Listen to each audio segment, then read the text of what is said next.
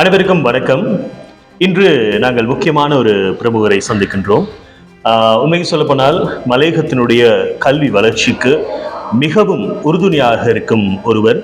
அதே நேரம் மலையகத்தினுடைய கல்வி வளர்ச்சியினுடைய மிகப்பெரிய பங்கு இவருக்கு இருக்கிறது.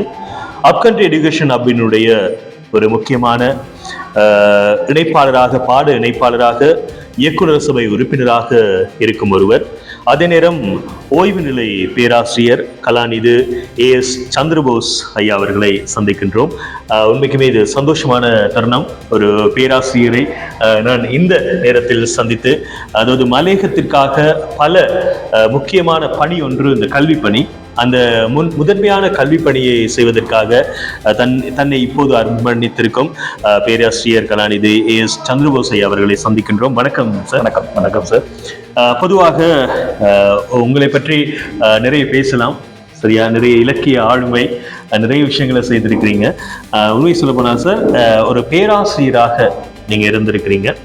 அதாவது கொழும்பு திறந்த பல்கலைக்கழகத்தினுடைய பேராசிரியராக, இன்று இந்த அப்கண்ட்ரி எஜுகேஷன் ஹப்பினுடைய ஒரு பாட இணைப்பாளராக, இயக்குநர் சபை உறுப்பினராக இருக்கிறீங்க சார். முக்கியமாக இது வந்து மிகப்பெரிய ஒரு வாய்ப்பு மலையக எங்களுடைய சொந்தங்களுக்கு, அதே நேரம் மலையகத்தில் இருக்கும் மாணவர்களுக்கு.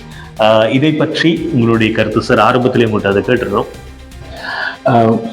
உண்மையில மலையக மாணவர்களை பொறுத்தவரையில் இன்று அதிகமான இளைஞர்கள் பாடசாலையை கல்வியை பூர்த்தி செய்து கொண்டு கணிசமானோர் பல்கலைக்கழகம் செல்கின்றனர்.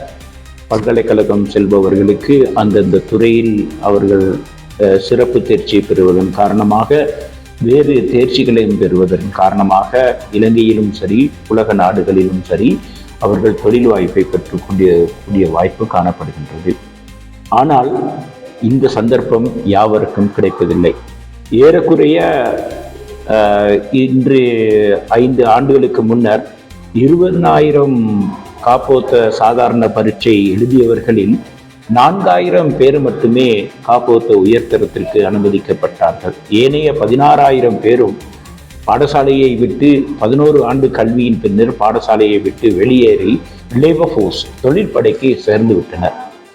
பாடசாலையில் கற்கின்ற பாடநெறிகள் ஒரு தொழிற்கல்விக்கு உதவுவதாக இல்லை.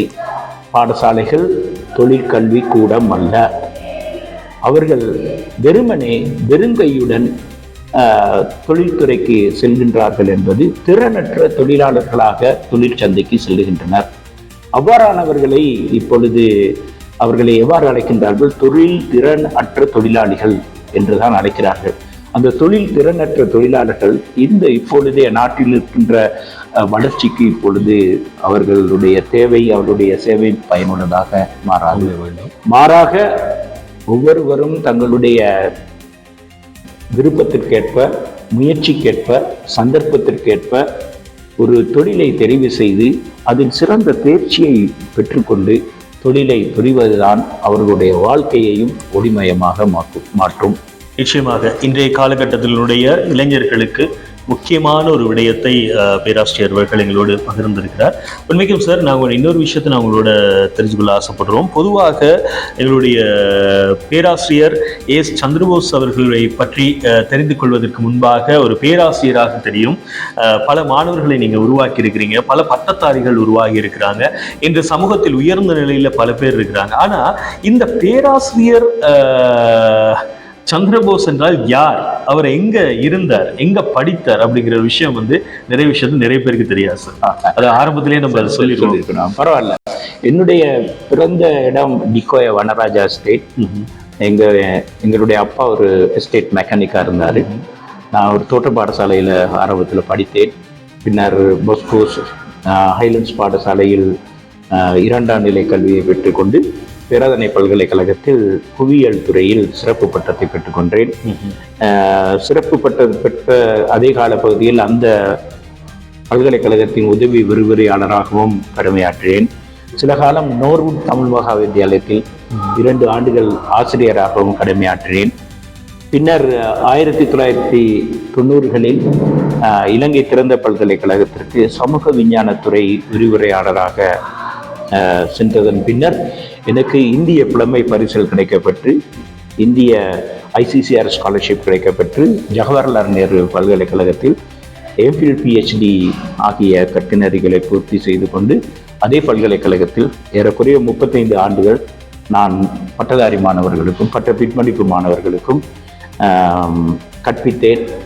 இதே காலப்பகுதியில் நான் அட்டனில் இருக்கும் பொழுது என்னுடைய கிராஜுவேஷன் முடிஞ்சதுக்கு பிறகு பொஸ்கோ எஜுகேஷன் சொல்லி ஒரு இன்ஸ்டிடியூஷனை ஆரம்பித்து அதிகமான பட்டதாரி மாணவர்களை இங்கே உருவாக்கணும்.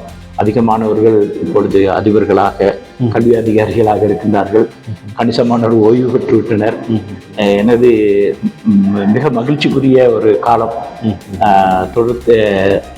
அதனை தொடர்ந்து நான் பல்கலைக்கழகத்தில் இருக்கும் பொழுது கூட, திறந்த பல்கலைக்கழகத்தில் இருக்கின்ற காலத்தில் மிக சில மலையக மாணவர்கள் மாத்திரமே அங்கு கல்வி கற்றார்கள்.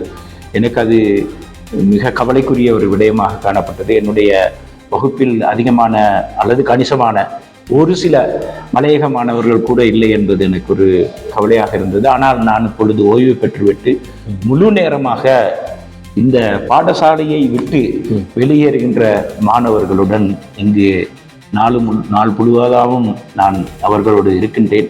மிக மகிழ்ச்சிக்குரிய ஒரு அம்சமாக காணப்படுகின்றது. அது மட்டுமன்றி நான் நேரடியாக இந்த மாணவர்களுக்கு கற்பிக்காவிட்டாலும் அவர்களுடைய முயற்சிக்கு ஊக்கமளிப்பது, மாணவர்களை இங்கு கொண்டு வருவது, அவர்களுக்கு கல்வியில் தூண்டுதல் அளிப்பது, தொழில் வழிகாட்டிற்கான பெற்றோர்களுடன் பேசுவது, சில தோட்டங்களுக்கு விஜயம் மேற்கொண்டு தோட்டங்களில் கூட்டங்களை நடத்தி மாணவர்களை இங்கு அழைத்து வருவது என்று இப்பொழுது ஏறக்குறைய ஒரு 135 மலையக மாணவர்கள் இங்கு படிக்கின்றார்கள். அவர்களுடன் என்னுடைய வாழ்க்கை இணைந்திருப்பதில் நான் கடவுளுக்கு நன்றி சொல்ல கடமைப்பட்டிருக்கின்றேன். நிச்சயமாக பல பட்டதாரிகளை, பல கல்வியாளர்களை உருவாக்கிய பெருமை பேராசிரியர் எஸ் சந்திரபோஸ் ஐயா அவர்களுக்கு இருக்கிறது.